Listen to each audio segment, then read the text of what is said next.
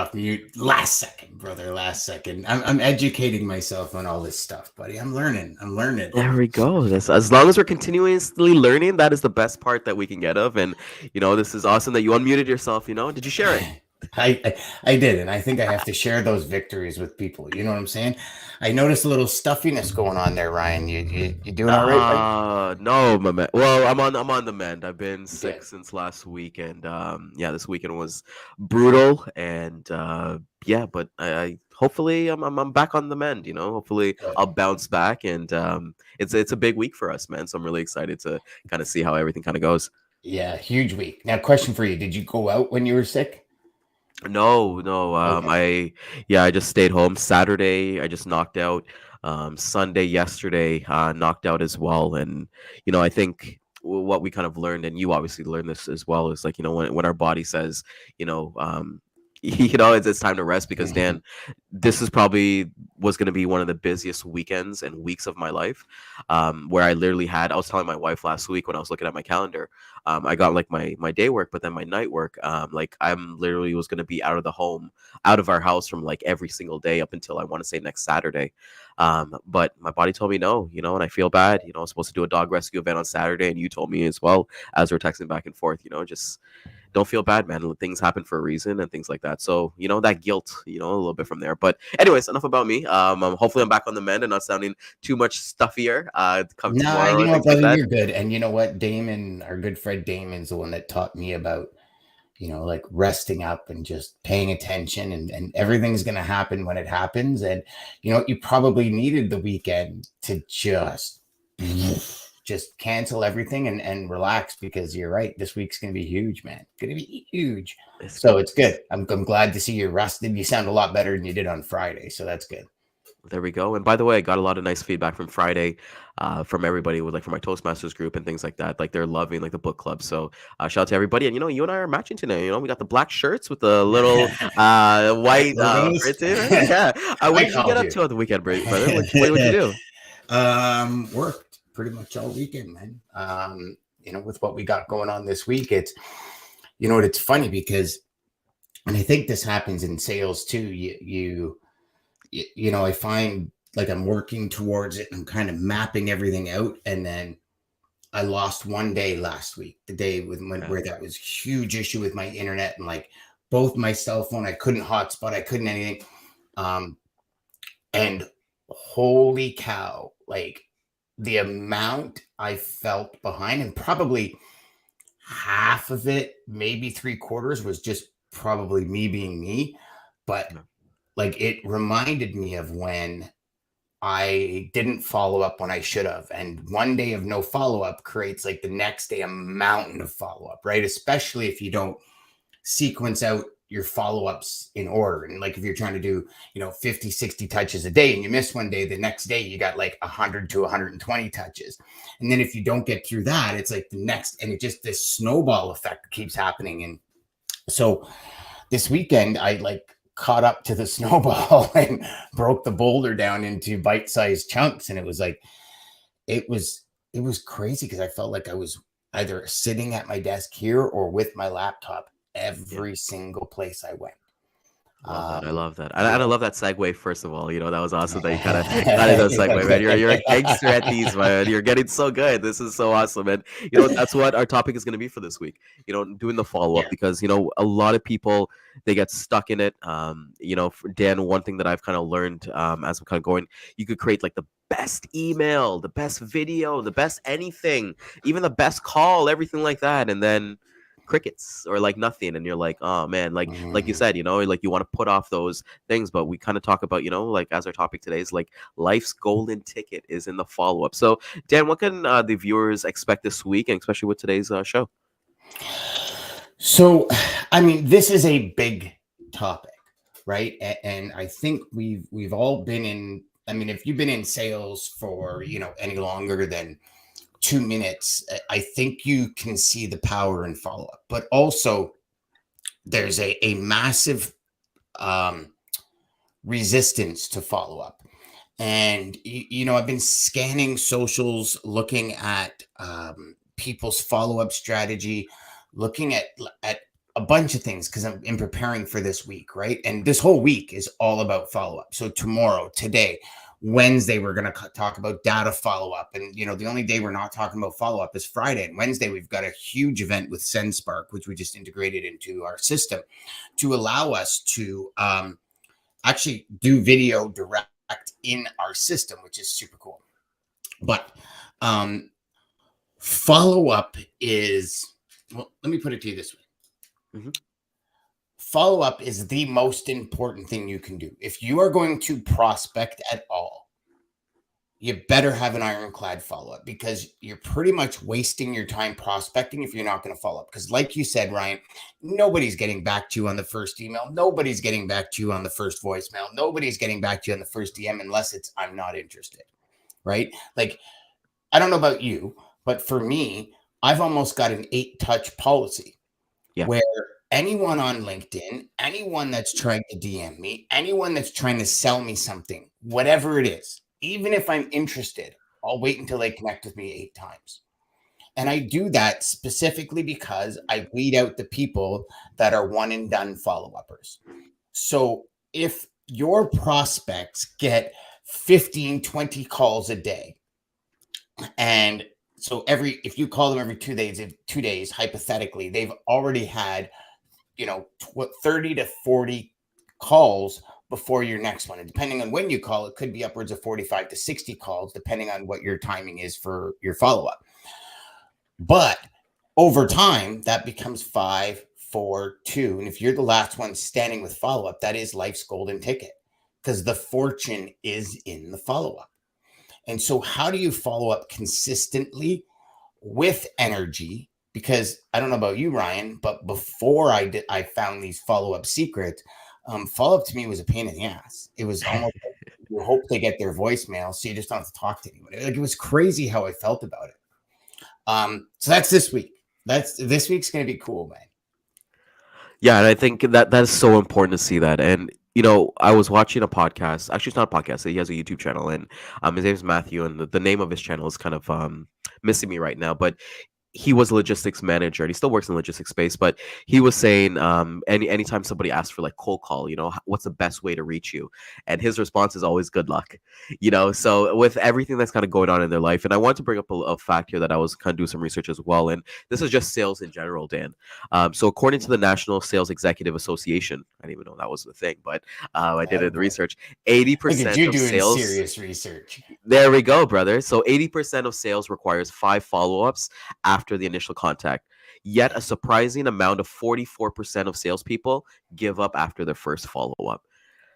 And that data alone is just so important to understand. Like you said, Dan, you have that 8 touch. For me, I've got like different cadences, which is like 12 to 15 multi-steps. And, it's not like, hey, asking for business. We're going to get into a little bit of strategies of how we follow up on tomorrow's episode specifically. But just to understand that this is a long game, right? And Dan, one of the biggest lessons I learned when I came over to the company that I work with is that a follow-up isn't just 3 months or 6 months or something like that. There's customers that I've been prospecting, Dan, for like 2 to 3 years. And I never knew that was a thing because I was in the transactional before. So it's easy for me to close business when you're pretty transactional. And, we'll get into the conversation there, because some people might say, oh, spray and pray and see what kind of filters out. You kind of make that big funnel, or you kind of go targeted and personalized. Full transparency, and this is an alert for everybody, both of them work. So it's going to be whatever you decide, it's whatever you're actually doing the follow-up on, right, Dan? So, Dan, follow-up. So let's get into it a little bit. You as a trainer, and, you being a coach and even being like my coach and stuff like that, what are some things that you teach specifically on the follow-up? So number one, the first thing when it comes to follow-up, do what makes you excited. And here's what I mean. Some people don't like phone calls. Some people prefer phone calls over emails. When you're following up, the first thing you need to understand is this needs to be exciting for you. You can't dread it every 5 seconds. So if your follow-up process is all phone calls and you hate sales calls, you hate cold calling, then switch to email, but get really good at it. And understand a couple of things. When you're following up, so that's number one. Number one is make sure it's something that energizes you. This is critical. I mean, I found this out when I fell so far behind on follow-ups. I don't know how many times that I wiped out my system, like just deleted everything, single sales lead in my system, because I said, you know what? Like if I message this person a month after I was supposed to follow up, I think I look like an idiot. You know what I mean? I don't know if you've ever done that, Ryan, because you're pretty consistent with your follow-up. But I'll tell you, man, there's been times where I've missed those follow-ups. So do what's fun for you. And I know some people might say fun. Yeah. Like if you're a phone person, then obviously every time you get a voicemail, try and make that voicemail a game so the prospect will call you back. Like always find some piece to have fun, because when you do, then follow-up becomes game. It's not I have to, like, you ever heard that, Ryan, where you say to somebody, what do you have to do? Oh, I have to follow up on. No, I can't wait to follow up with a certain amount of people, because your statistics that you just read, the last one that I read from statistics, I forget the company that does all the polls, but it was like 7 touches before. So I'm glad to see it's gone down. And Ryan, here's the thing. Number 2 thing that I teach every sales rep is, if you think one phone call and then saying on the voicemail or an email, I'll touch base in a couple of days, and then you wait 2 weeks. I always operate, right or wrong, I always share with my students, operate as if when you're saying to the prospect, I'm going to call you in 2 days, they write it in their calendar. Because, and again, are they? No. But here's the thing. And again, we can all say, but I would do this. I've always in my head kept track. Okay, this person touched base with me on LinkedIn. They said they'll get back to me in 2 days. I haven't heard them in 2 weeks, and from them in 2 weeks. So here's the thing. And the big thing with this, if you say you're going to get back to me in 2 days and I don't hear from you in 2 weeks, do you think I can trust you when I'm giving? This is when you're trying to get my business. So this is when you should be like my best friend on my BFF on the planet and be all over me. And you're not even following the schedule that you said you were going to schedule. I didn't ask you to call me back in 2 days. You told me you were going to call me back in 2 days, and then you don't. To me, I would never do business with you, because you can't even follow up on time. What makes us say when we start doing millions of dollars in business together, you're going to have what it takes to keep up? That's my impression. What about you? Brother, that was just key. And I think that's the timing. We talk about this quite a bit, controlling the controllables. What can I control? When it comes to follow-ups, you have 100% of control of that, right? So it doesn't matter if they said that they were gonna, I love what you said. That's why I put it on the screen. Operate as if your prospect will put it on their calendar. Even if they said that, call me in 2 days, and they don't pick up, it's still on you to make that call. It's still on you to make that touch itself and try to build that relationship from there. And, I always say this, but when it comes to prospecting to anything in life that you really want, Dan, did you ask Christine to marry you on the first date? You might have, because of your electric personality. I didn't ask my wife to get married on the first date, So for anybody with those one-touch closes, it's very rare that those happens, but it does happen, So it does, like, I've had one-touch closes, you've had one-touch closes, everybody's had them. So, let me ask you this, Ryan, about one-touch closes. Sorry to interrupt you. No. One-touch closes for me have always been about money. They've never been about, like, oh my God, I was waiting for an expert to call me. I was just sitting here doing absolutely nothing, wondering, how my life was falling apart because of my logistics, right? Like, have you ever had a one-touch close? Now, it might have turned into a solid relationship, but that wasn't based on pure financial. I look at the times too. So to answer your question, I think yes and no. I've had a little bit of both. And the reason is because I've called, like, I just got them at the right timing. And I think that's what process follow-ups is. It's just getting the right person at the right time. So it's like, I know some people who put the strategies where, like, hey, they'll only make their prospect, not only, but they'll put their attention on, like, Friday after 12. That's when, like, trucks fall off, or like logistics guys go blank or something like that. So there's been times that I've called, and before I end the spiel, they're like, hey, can you get me a truck from like A to B? And then within 15 minutes, we do it, and then we do that. And then there's times, I don't know how it is visit all companies, but you know how you got to send like the credit forms and all that. Yes. Sometimes we'll bypass that just to get that loadout to get that understanding, Yeah. right? Yeah. So yes and no. Like I've had one call closes turned to just be transactional where you're talking about price, but I have some of them that have led to great relationships. And I know we'll get into tomorrow, but a question that I like to ask Dan on these like one touch closes is, hey, this is Ryan with X company. Have you heard our name tossed around?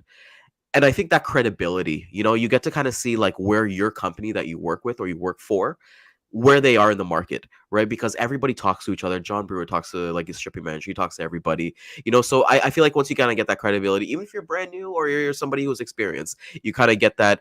Oh, it's just like me calling you, Dan, and be like, hey, you ever heard of Coke? Before, like Coca-Cola. Coca-Cola. Have you heard of Coca-Cola or Pepsi? You're like, yeah, there's some credibility there, right? It's a shame that you even had to clarify that. There we go. Love it. Love it. Love it. Yeah, you're absolutely right, brother. I think it's, I think hold on, just hear something's going wrong here. I think the ability, you got me so thrown off with that Coke comment. That was good. I think a lot of salespeople fall down because they don't have, well, A, they don't enjoy cold calling. B, they don't enjoy follow-ups because it's very, like, if you don't put a gamification to it, and shout out to Chad for bringing that word into my vocabulary, because I always thought, how can I make this more fun? And Chad's like, well, turn it into a game. I'm like, yeah, there we go. Like, turn it into a challenge. Turn all your follow-up into how do you get to the next level? And how do you, and I don't know if there's ever a way to beat the game, but how do you beat the game? Right? Like, how do you find those ways to get to the next level easy, quickly, without issue? And I think that, for starters, on everyone's table, should be the first thing you change. Right? Like, I don't know about you, Ryan, but if you're not mixing up your follow-up, do you not get bored? Oh, 100%. 100%. You have to mix it up. And, when we get into the strategies of what we actually do, like, there's so many things that you can learn. Like, there's one that I learned during COVID, and I'll talk about it on tomorrow's episode, in terms of, like, that worked for me because COVID, right? Like, you think about it, as Brandy kind of mentions here, in-person selling, she really loves in-person selling. And, some of us, a topic that you and I have talked about that we want to do an episode on is like, hey, what about selling if you're an introvert? Right? Because I feel like some of us, I like, as outgoing and things like that I am right now on this podcast and knowing people, I'm pretty introverted. When I go into new crowds, I'm not gonna lie, when I go to a conference, it kind of scares me a little bit, and then I'm like, okay, well, I'm forced to kind of go ahead and make these conversations, and then I'm like, oh, it's not really that bad, right? So Yeah. when it comes to like follow-ups, there's so many ways we can go about it that you can't get bored. I feel like you could never over follow up. There is a fine line between like follow up and being annoying and Yep. sorry, being persistent and being annoying. But at the end of the day, you got to remember, like, no one's gonna come over the phone, come over the email. You're not gonna get fired. I've never heard somebody being fired because they followed up too much. So it's just like within reason, obviously. Well, and here's one thing, and I know we're going to get into more strategies tomorrow, but here's one thing I've always said to salespeople, and here's one thing y'all can take from today is, if you're following up and somebody says to you, like, what, like, come on, man, you stop calling me. Say, okay, I understand that. I'm just doing my job. If your sales team didn't follow up, you wouldn't have any product to ship. And every company, everyone in business follows up. And when we put it that way, I've had so many prospects just stop